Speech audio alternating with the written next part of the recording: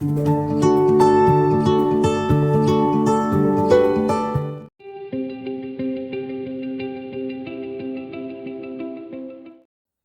आज के इस वीडियो में हम लोग फैक्टर थ्योरम के ऊपर बात करने वाले हैं। पिछली वीडियोस में हमने देखा था remainder theorem and factor theorem, ये भी रिमाइंडर थ्योरम से बिल्कुल रिलेटेड है। ठीक है, तो आप लोग रिमाइंडर थ्योरम बिल्कुल रेफर कीजिए। Okay,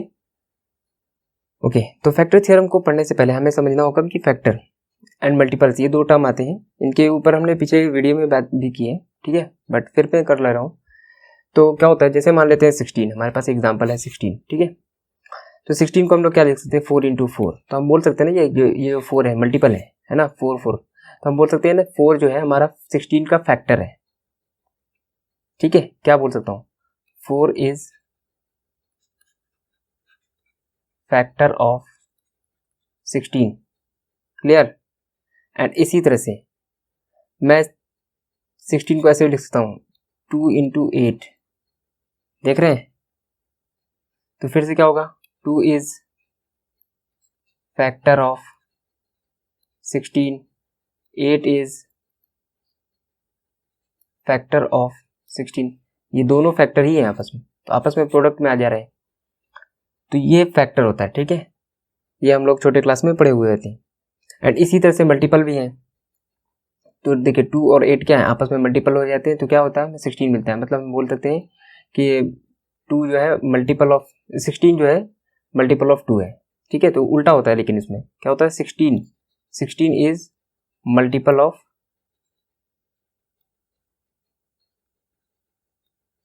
2, 16 is multiple of 8, 16 is multiple of 4।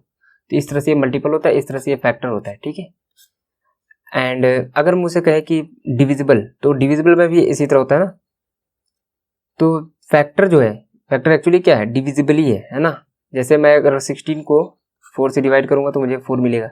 तो यहाँ पर क्या होता है, यहाँ पर रिमाइंडर जो होता है ये 0 हो जाता है। ठीक है, ध्यान रहे, तभी तो एग्जैक्ट डिविजिबल हुआ ना। तो एग्जैक्ट डिविजिबल को फैक्टर बोलते हैं। तो फैक्टर और मल्टीपल उसी से रिलेटेड है। तो इसका मतलब यहाँ से आपको समझ में आ रहा होगा थोड़ा बहुत कि रिमाइंडर का कुछ ना कुछ तो रोल है। तो बस यही रिमाइंडर को हमको समझना है। ठीक, मुझे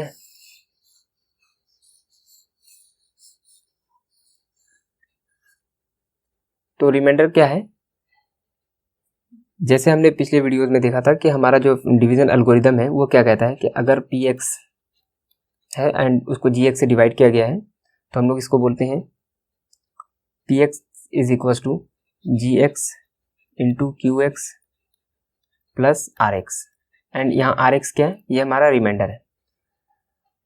अगर हमारा जो rx है वो 0 हो जाए, रिमाइंडर अगर हमारा 0 हो जाए, ठीक है, रिमाइंडर ही अगर हमारा 0 हो जाए, तो ये px जो है ना, इसके देखिए प्रोडक्ट के फॉर्म में बनेगा कि नहीं। जैसे ये 16 होता है तो 16 is equal to 8 into 2, 2 into 8, इस तरह से फॉर्म में बन जाएगा। तो ये जो दो नंबर होंगे ये कैसे होंगे, ये दोनों इनके क्या हो जाएंगे, फैक्टर हो जाएंगे। समझ में आ रहा है। और px जो है इन दोनों का क्या हो जाएगा, मल्टीपल हो जाएगा। इस तरह से यहाँ पर, तो इसलिए क्या होना चाहिए, rx की वैल्यू जो है वो 0 होनी चाहिए। rx की वैल्यू 0 होनी चाहिए, ठीक है ना, यहाँ पर। एंड rx निकालने का हमारे पास मेथड क्या होता है, रिमाइंडर थ्योरम। यस, तो रिमाइंडर थ्योरम का यहां से रोल आ जाता है हमारे पास। तो रिमाइंडर थ्योरम क्या कहता है,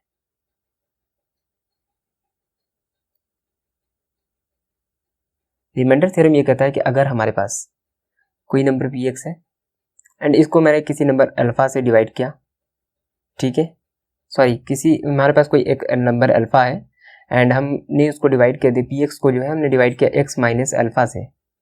देन यहाँ पर जो अल्फा हमारा आएगा, ठीक है, x माइनस अल्फा।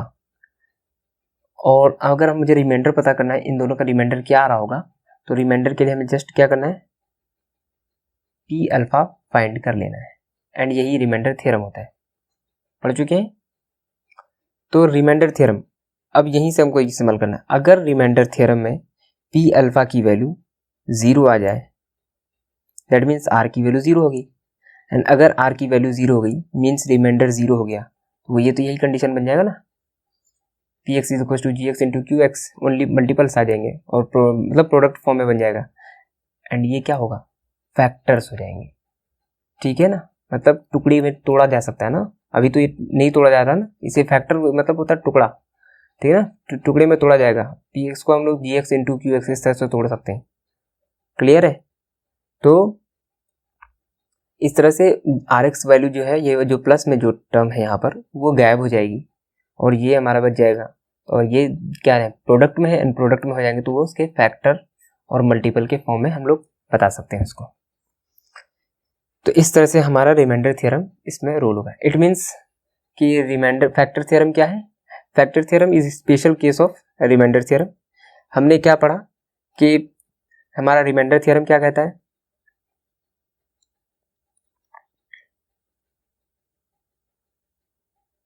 कि अगर हमारे पास कोई पॉलिनोमियल पी एक्स है एंड इसे मैंने एक्स माइनस अल्फा से, alpha is any real number, अगर मैंने इसे एक्स माइनस अल्फा से डिवाइड किया है या बोले जी एक्स से मैंने डिवाइड किया है, ठीक है, तो जी एक्स यही बन जाएगा हमारा। तो अगर मैंने इस तरह से डिवाइड किया है तो रिमाइंडर जो है हमारा बचेगा, रिमाइंडर के बारे में बोलता है ना, रिमाइंडर थ्योरम रिमाइंडर के बारे में बोलता है। रिमाइंडर क्या बचेगा, remainder is equal to is nothing but P alpha. Okay, remainder क्या होता है, पी अल्फा, हमारा ये मिलता है। तो फैक्टर थ्योरम क्या है,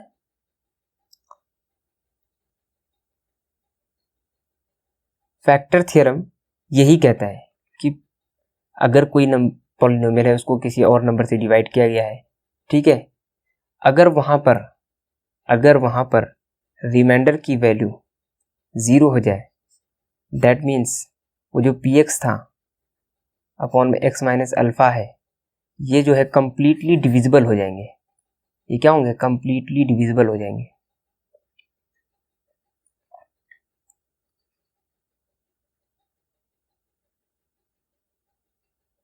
कंप्लीटली डिविजिबल हो जाएंगे, तो कंप्लीटली डिविजिबल हो जाएंगे तो हम लोग बोलेंगे कि उसका फैक्टर है, ठीक है ना, इस तरह से, इसी के लिए इसका नाम हो जाएगा फैक्टर थ्योरम। जैसे अगर क्या नाम है, मैं 16 को 4 से डिवाइड करूँ तो ये कंप्लीटली डिविजिबल है एंड 4 दे रहा है ना, इसलिए हम लोग बोलते हैं 4 जो है 16 का फैक्टर है। इसी तरह 16 बाई 8 करूँगा तो फिर से डिवाइड होकर 2 देगा, हम क्या बोलेंगे 8 जो है 16 का फैक्टर है। सेम इसी तरह से अगर मैं P X upon G X करूँगा एंड उसका रिमाइंडर जो है हमें 0 मिले तो मैं बोलूँगा कि G X is the factor of P X. Okay, तो यही हमारा फैक्टर थ्योरम होता है। ओके,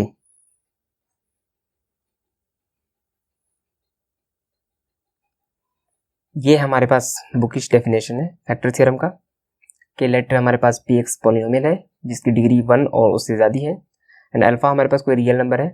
देन अगर इफ मैं इस अल्फा को अगर अपने पॉलिनोमियल में पुट करूं एंड वो 0 दे, दैट मीन्स हमें रिमाइंडर मिल रहा है, रिमाइंडर 0 है। एंड अगर वो रिमाइंडर 0 है तो हम बोलेंगे कि एक्स माइनस अल्फा जो है हमारा क्या है, वो फैक्टर ऑफ पी एक्स है। ओके, एंड इसी का उल्टा कि अगर एक्स माइनस अल्फा जो है वो अगर फैक्टर है तो हमारा पी अल्फा जो होगा वो 0 होगा। यही हमारा फैक्टर थ्योरम की डेफिनेशन है। Okay,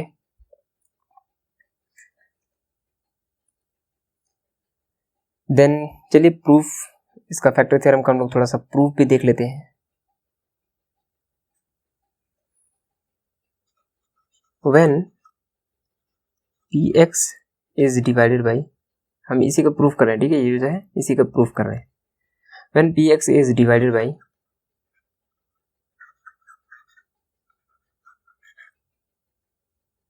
x minus alpha,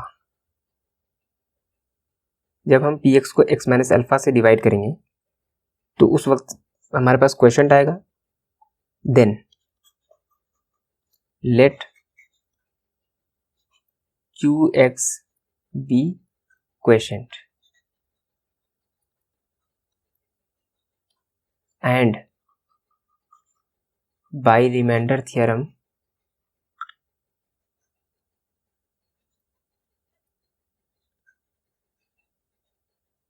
reminder theorem के अकॉर्डिंग हमारा रिमाइंडर जो होगा वो क्या होगा, is equals to P alpha. Clear है। एंड बाय डिवीजन एल्गोरिदम, हमने जो डिवीजन एल्गोरिदम पढ़ा था उसके अकॉर्डिंग देयरफॉर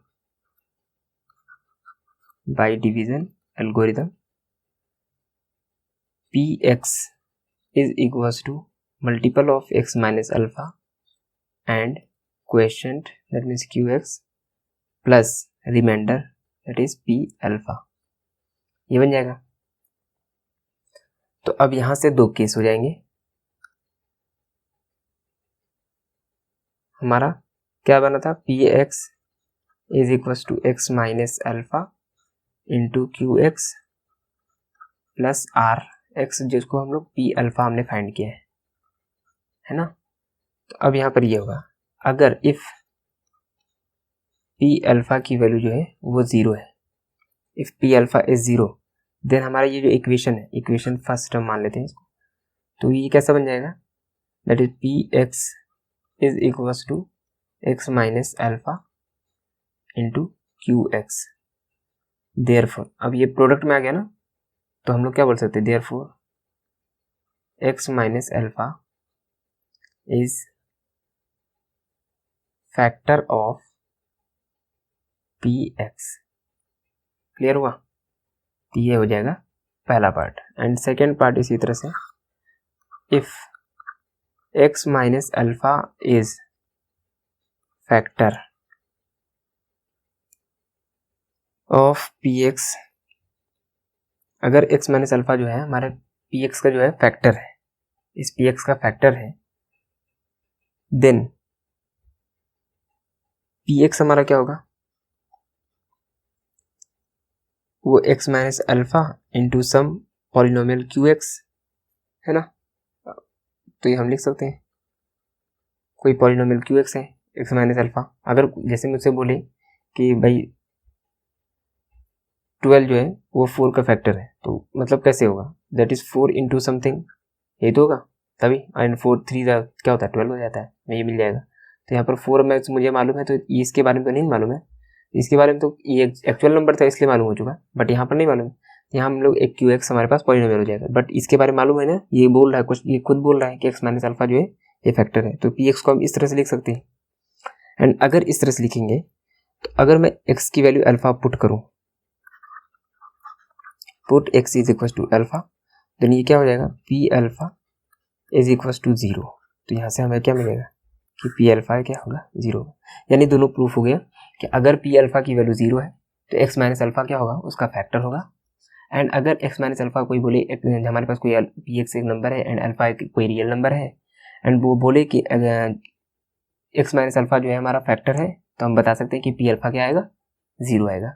ये चीज़ हमें दो चीज़ क्लियर होनी चाहिए, ठीक है। तो क्या क्या क्या क्लियर होनी चाहिए कि अगर हमारे पास कोई फैक्टर थ्योरम ये बोलता है कि अगर पी एक्स हमारे पास पॉलिनोमियल है and alpha be any real number, then there is two condition, if P alpha is equal to zero, then हम गारंटी बोल सकते हैं कि एक्स माइनस अल्फा जो है वो फैक्टर है, फैक्टर ऑफ पी एक्स, ठीक है।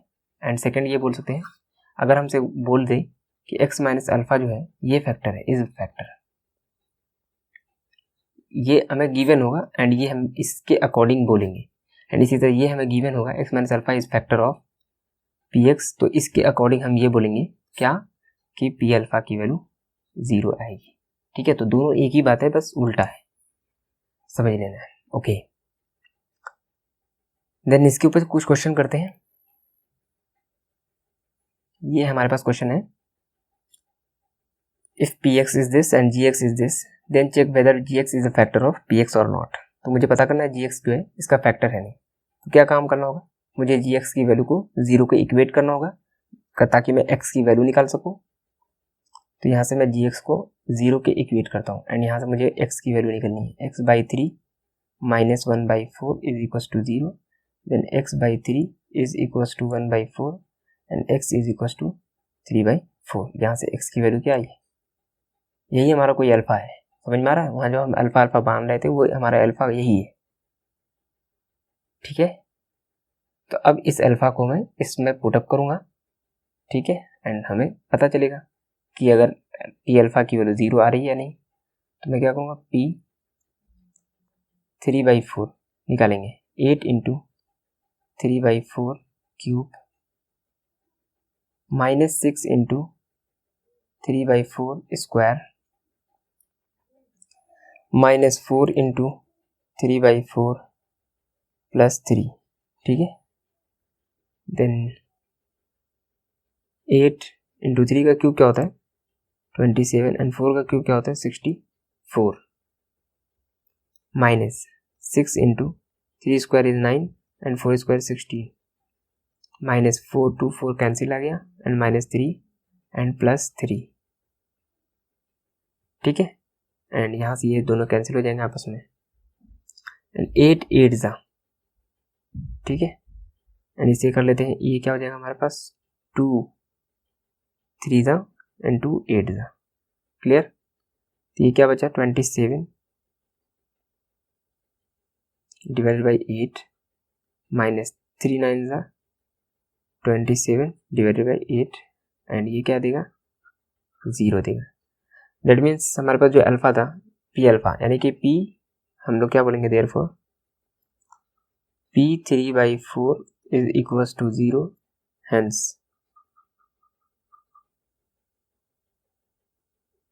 Gx is factor of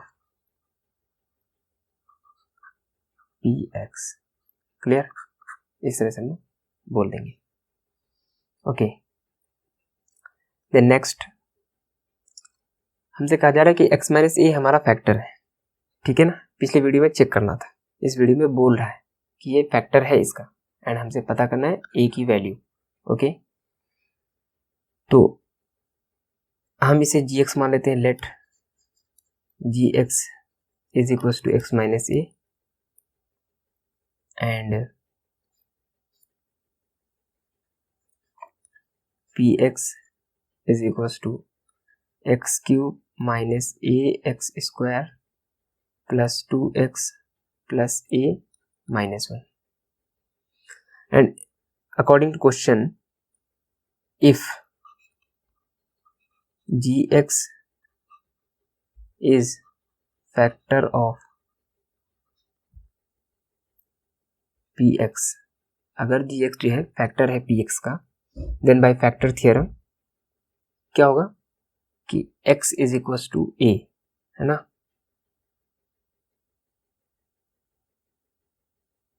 यहां से हमारे x is equals to a निकलेगा, then by factor theorem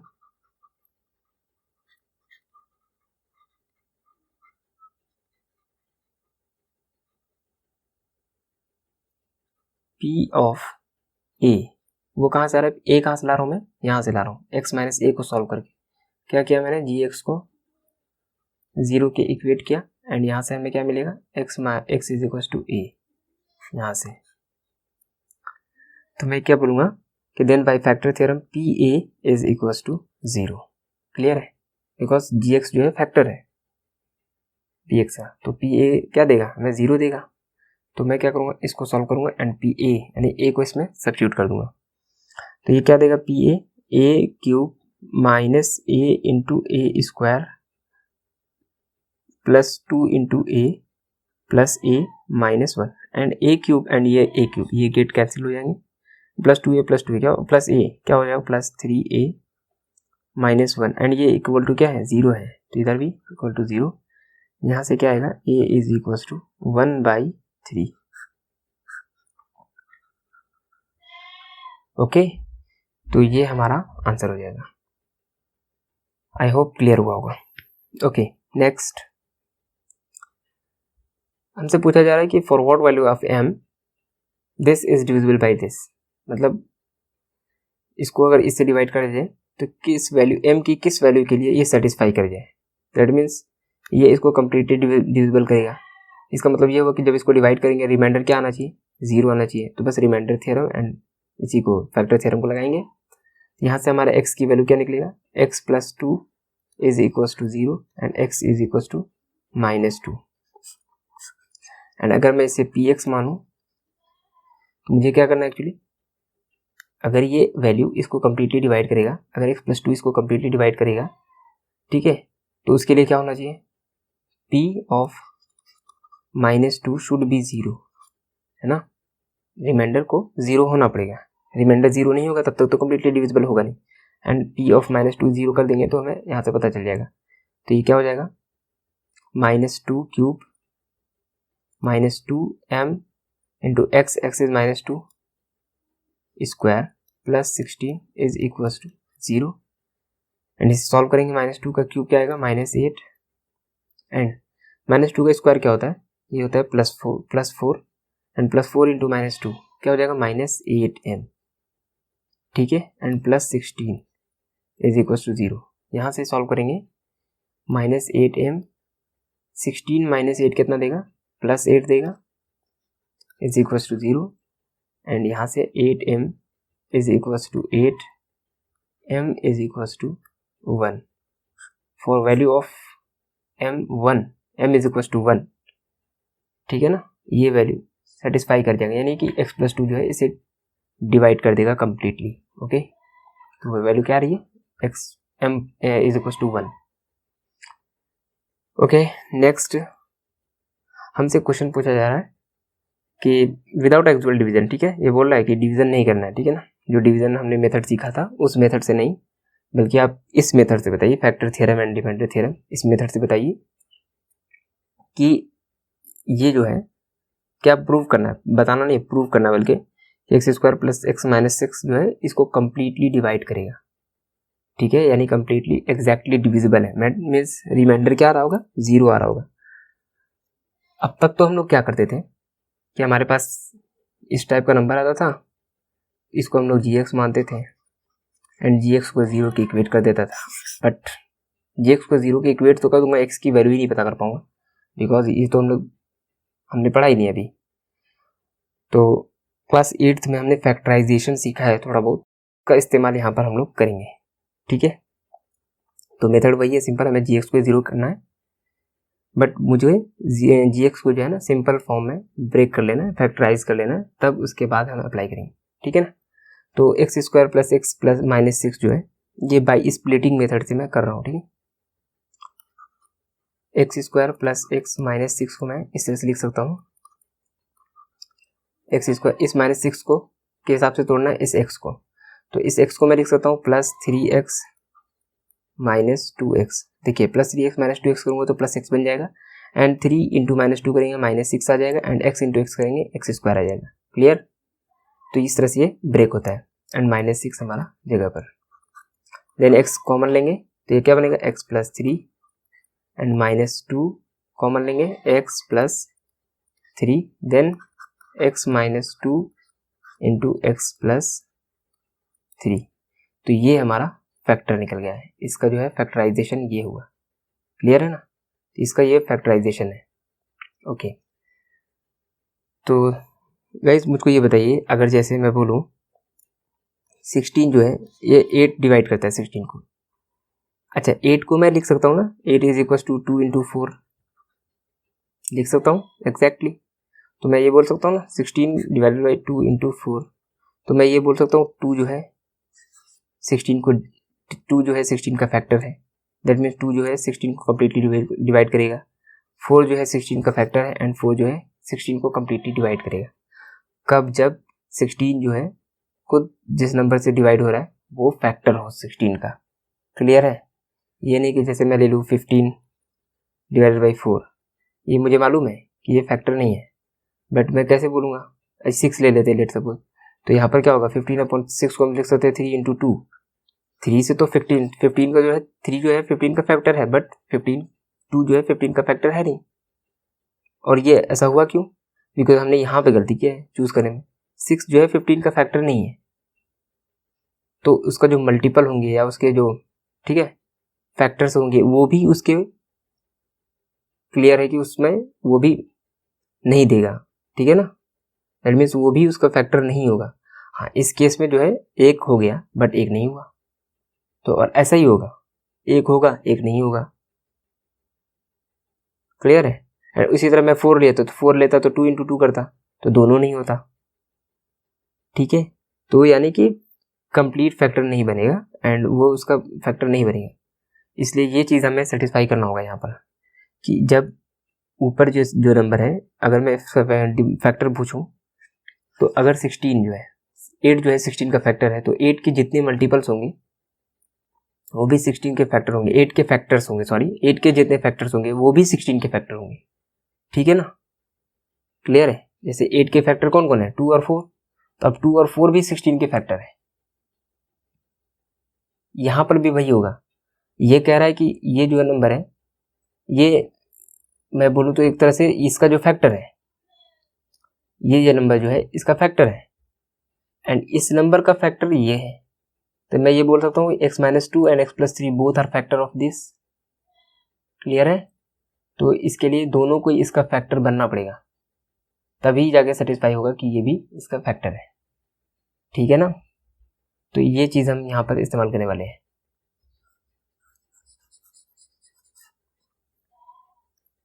okay, तो अब मैं क्या करूँगा, एक एक करके मुझे चेक करना होगा। x इज इक्वल टू 2 पर इंडिविजुअली चेक करूँगा and x is equal to -3 पर चेक करूँगा। तो p ऑफ 2 निकालेंगे, इसे मैं px मान लेता हूँ, तो p ऑफ 2 निकालेंगे एंड इसे सॉल्व करेंगे, एंड इसी तरह से p ऑफ -3 निकालेंगे एंड इसे सॉल्व करेंगे। ठीक है? तो अब ये आपका काम है। ठीक है, इसे पुट करना है एंड इसे सॉल्व करना है, बिकॉज हमने बहुत सारे क्वेश्चन इस टाइप के कर लिए, और पुट करना और सॉल्व करना ये तो बिल्कुल आसान हो चुका है ना, रूल करते हुए आ रहे हैं। तो इसलिए मैं यहाँ छोड़ रहा हूँ एंड इसकी वैल्यू 0 आएगी, क्योंकि हमें तो प्रूव करना है ना। प्रूफ में तो क्या होता है, एक्चुअली सब चीज़ होती है, बस प्रूफ दिखाना होता है, शो करना होता है। तो ये एग्जैक्टली इसके फैक्टर है। तो इसके लिए यहाँ पर जब हम लोग 2 पुटअप करेंगे तो एंड p-3 जब निकालेंगे तो ये सारी वैल्यू 0 आएंगी, बट आपको सॉल्व करना है। ओके, ठीक है। तो इस तरह से मुझको एक्चुअली इस क्वेश्चन में ये दिखाना था, है ना। एंड जो पीछे मैंने अभी थोड़ी देर पहले बताया वो चीज़ सिखानी थी कि फैक्टर जो है, अगर कोई नंबर है वो किसी नंबर का फैक्टर है, देन फैक्टर का जो फैक्टर होगा ना वो भी उस नंबर का फैक्टर होगा। ये चीज़ हमें यहाँ पर समझना है। क्लियर है? तो इसका एग्जांपल ये था। देन एक नंबर हमारे पास ये क्वेश्चन है, if x³ plus ax² plus bx plus 6, इसका जो factor x-2 as a factor, ठीक है, and leaves remainder 3 when divided by x-3, find values of a and b। तो एक ये टाइप है क्वेश्चन का, इसे देखते हैं। लेट इसको px मान लेते हैं, x³ plus ax² plus bx plus 6, and इसे मैं gx बोल दे रहा हूँ, x-2। तो क्वेश्चन बोल रहा है कि gx जो है, gx is factor of px, ये क्वेश्चन बोल रहा है, ठीक है। एंड इसी तरह से मैं इसे fx बोल दूँ, x-3, एंड क्वेश्चन ये बोल रहा है कि जब मैं px से fx को डिवाइड करता हूँ, देन यहाँ पर r जो रिमाइंडर की वैल्यू आती है वो 3 आती है। ये सारी चीज़ें हमें इंफॉर्मेशन गिवन है। अब इनको कैसे एक्सप्लोर करना है देखते हैं। सबसे पहला काम, अगर gx जो है हमारा फैक्टर है px का, देन रिमाइंडर क्या आएगा, 0 आएगा। दैट मीन्स रिमाइंडर कैसे निकलेगा, वो आएगा x की वैल्यू से, एंड x की वैल्यू क्या है यहाँ पर 2 है। किस तरह से, gx को जब 0 सब्स्टिट्यूट करेंगे तब, ठीक है ना। तो क्या करना है, सबसे पहला काम gx को 0 के इक्वेट करेंगे, then x is equal to 2, x is equal to 2 आ गया, तो मुझे क्या करना है, p2 if gx is factor of px, then p of 2 is equal to 0, because remainder यही तो होता है, तो रिमाइंडर 0 होना चाहिए। अगर gx जो है फैक्टर है px का, तो मुझे इस चीज़ यहाँ पर सब्स्टिट्यूट कर देना है और इसे इक्वेशन 1 मान लेंगे। पुट करते हैं, ये क्या बनेगा, 2³ प्लस a इंटू 2², तो क्या हो जाएगा 4a plus 2b plus 6, and ये क्या हो जाएगा, इज इक्वल टू 0, एंड इसे मैं बोलूँगा इक्वेशन 1। क्लियर? देन नेक्स्ट हम इससे बनाएंगे कि हमसे बोला जा रहा है, सॉरी, fx की वैल्यू है x-3 इफ, तो यहाँ से fx को 0 की इक्वेट कर लेते हैं, तो यहाँ से x की वैल्यू 3 आ जाएगी, एंड यहाँ से बोलेंगे if px is divided by fx,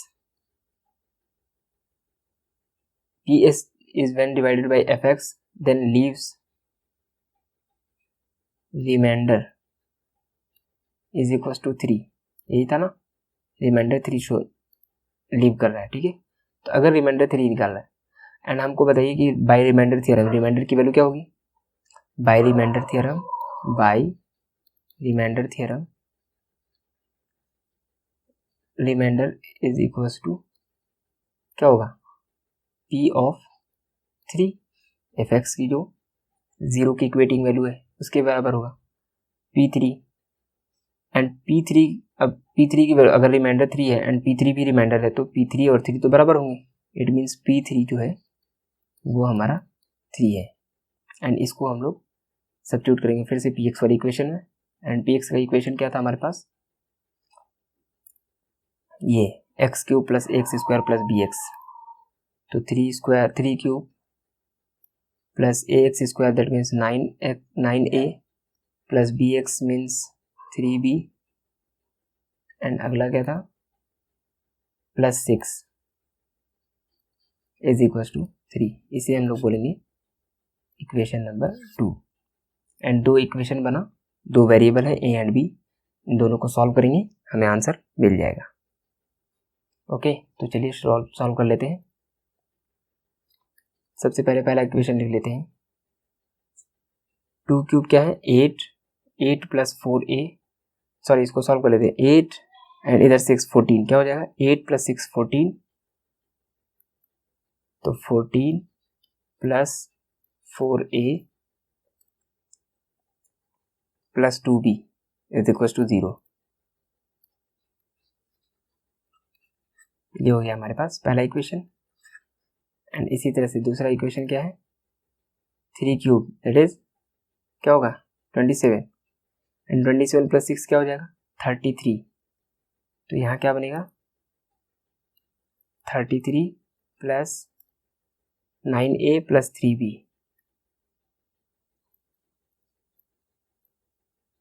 is equal to 3 and इसको फिर से इस साइड लेते आएंगे तो ये क्या बन जाएगा 30 plus 9a plus 3b is equal to 0, ये हो गया हमारा equation 2।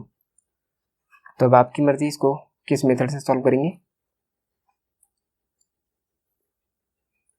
Linear equation in 2 variable हमारे क्लास 9th में भी है, फिर से सॉल्व करने के लिए सीखेंगे इसमें भी,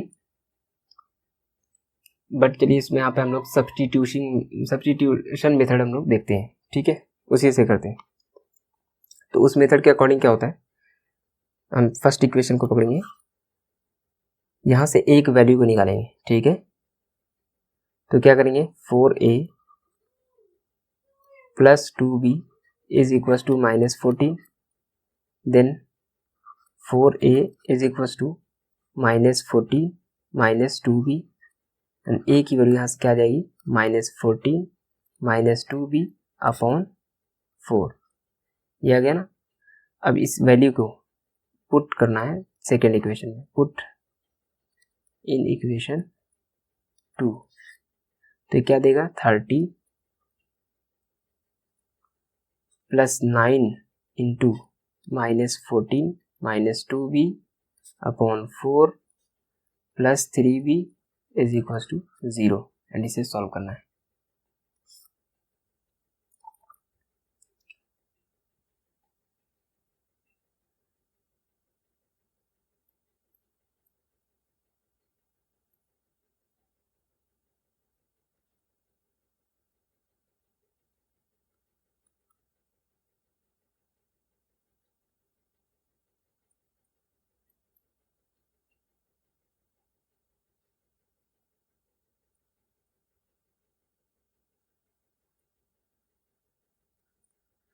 यहाँ पर हमने क्या किया कि पूरी इक्वेशन को 4 से मल्टीप्लाई कर दिया है, ठीक है दोनों तरफ, एंड इसे सॉल्व किया गया है। ओके तो ये क्या हो जाएगा 4 3 12 that is 120 plus sorry minus आ जाएगा एंड यहाँ से हम इसको सॉल्व करेंगे,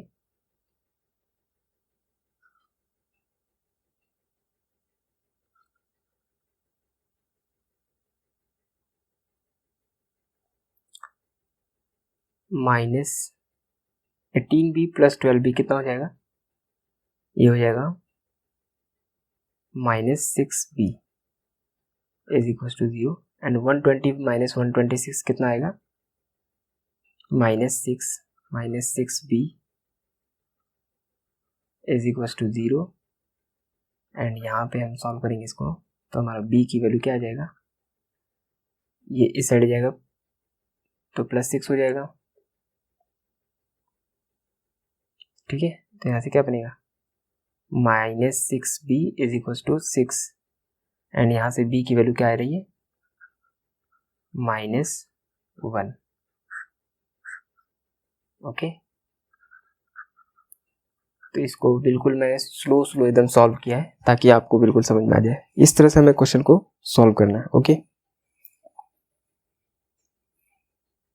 देन ए बी की वैल्यू मिल चुका है, अब मैं इस वैल्यू को क्या करूंगा, इसमें सब्स्टिट्यूट करूंगा एंड ए की वैल्यू फाइनली गेट कर लेंगे।